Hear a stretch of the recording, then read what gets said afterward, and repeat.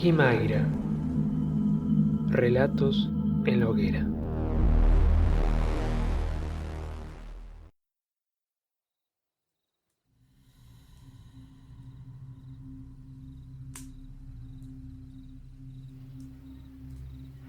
En todo el mundo, las culturas, a lo largo de la historia, fueron buscando las formas más propicias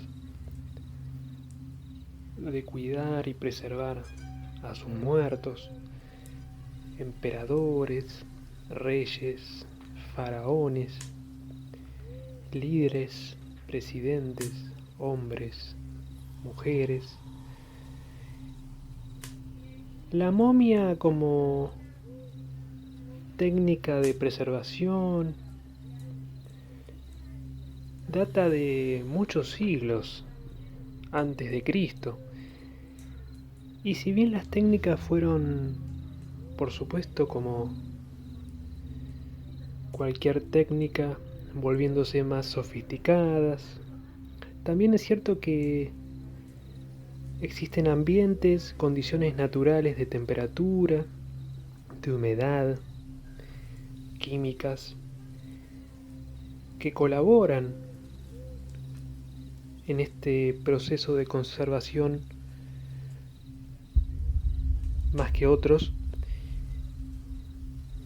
Las momias, o la momificación, como quiera llamársele, tiene sus primeras manifestaciones o sus primeros descubrimientos allá por el año 9000 a.C. Las momias más antiguas, en el sentido de momias conservadas a propósito por sus civilizaciones, por las culturas de la historia, las primeras momias se encuentran en el año 9000 aproximadamente antes de Cristo, en la zona de Chile, en el límite con el sur de Perú. También podemos pasar por Egipto, las tumbas de Tutankamón, en Oriente, en Europa. En Sudamérica, además de las mencionadas momias de Chile, también conocidas como las momias Chinchorro, se descubrieron las momias de Liuliailaco, también conocidas como niños de Liuliailaco o niños del volcán, halladas a 6.700 metros de altura, cerca de la cima del volcán homónimo, en el oeste de Salta.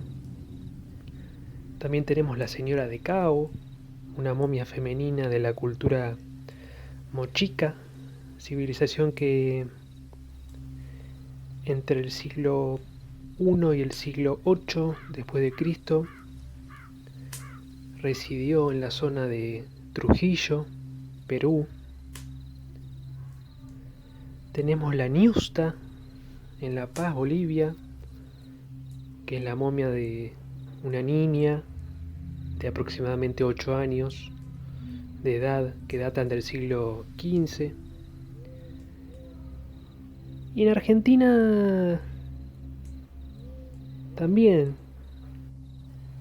La historia que les voy a contar en esta ocasión nos invita a pensar que las momias también están en Buenos Aires. Digo, ustedes van a ver que para hablar de momias no hace falta irse a Europa, a África, o remontarse muy atrás en la historia. Acá en Buenos Aires, a pocos kilómetros de aquí, de donde estamos aquí sentados contando esta historia,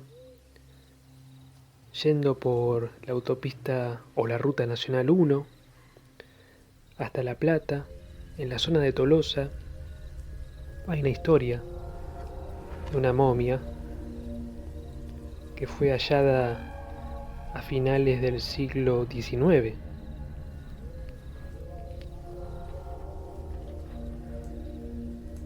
Resulta que a finales del siglo XIX, en la ciudad de Tolosa, La Plata,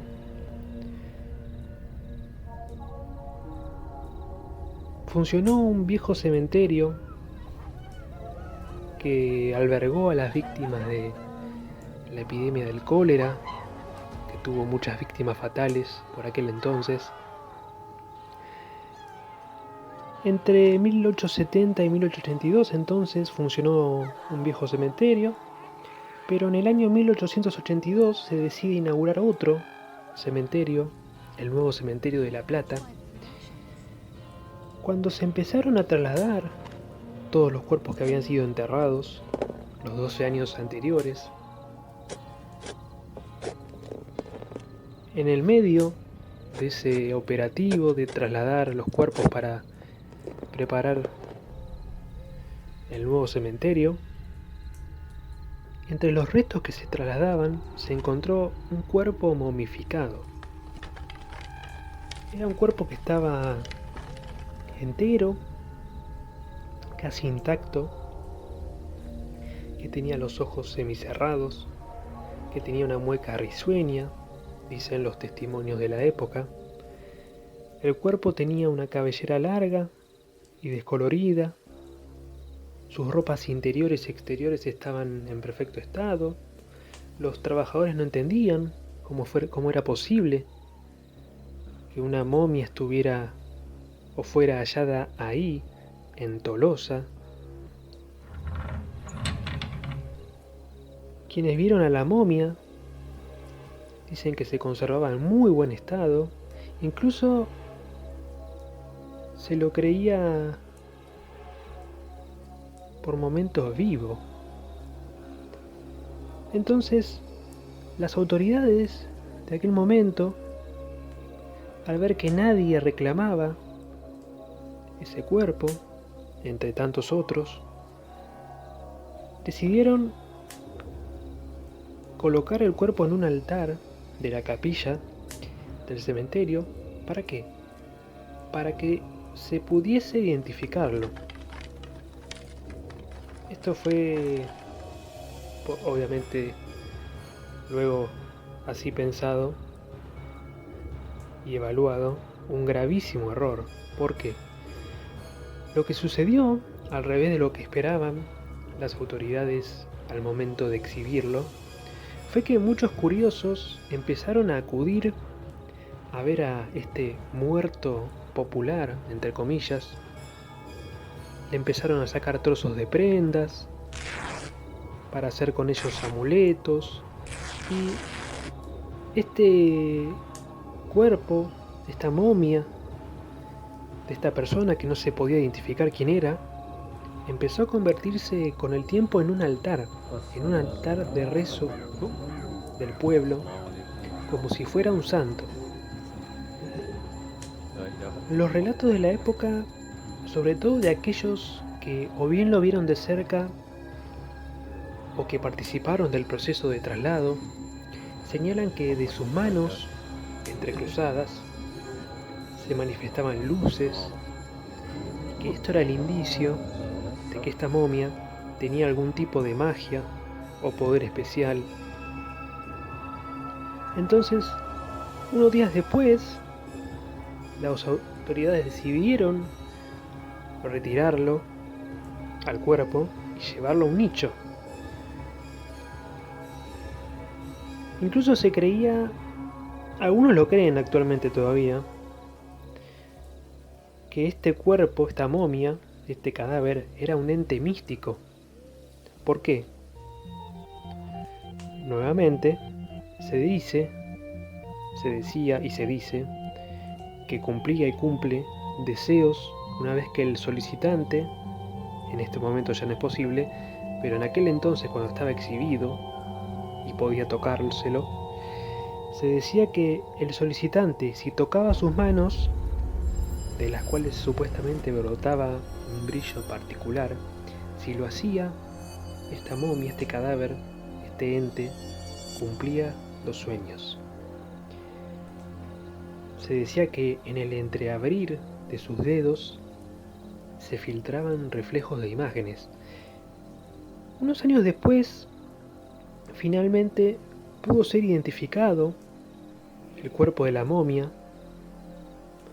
por un amigo de él, de esta persona, que lo reconoció. Se trataba de Matías Beetti, con B larga, H e Y, Matías Beetti, un poeta y periodista uruguayo que había vivido sus últimos años de vida en Tolosa, falleciendo a la edad de 35 años a causa de una tuberculosis pulmonar y cierta adicción al alcohol. Tuberculosis pulmonar a la que le adjudican la razón por la cual este cuerpo de este poeta se conservó como momia en excelentes condiciones aún después de muerto, a pesar de que no había una intencionalidad, nadie tuvo la intención de que así ocurriera con él. No hubo una intención de que se conservase de esta manera su cuerpo.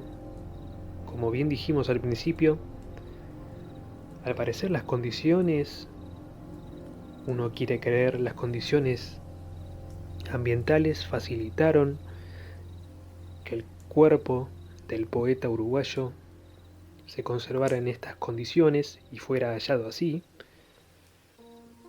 Finalmente, después de que fue identificado, terminó siendo enterrado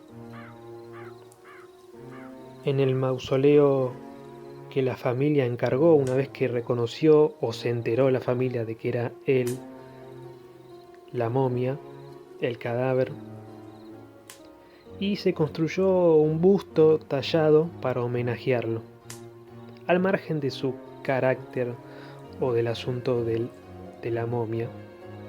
Era un poeta y periodista reconocido por aquel entonces. El muerto popular, la momia del poeta. ¿Será cierto que su espíritu sigue atrapado en ese cuerpo? No son pocos los vecinos y habitantes de Tolosa que lo identifican como una especie de imán de otras entidades, de otros poetas que no están con nosotros, que no están en este plano,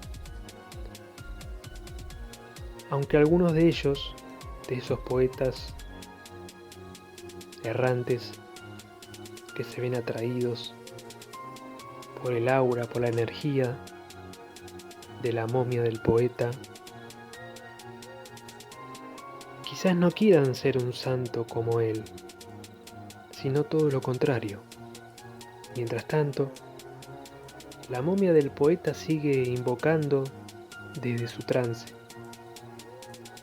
ese trance que lleva más de 100 años.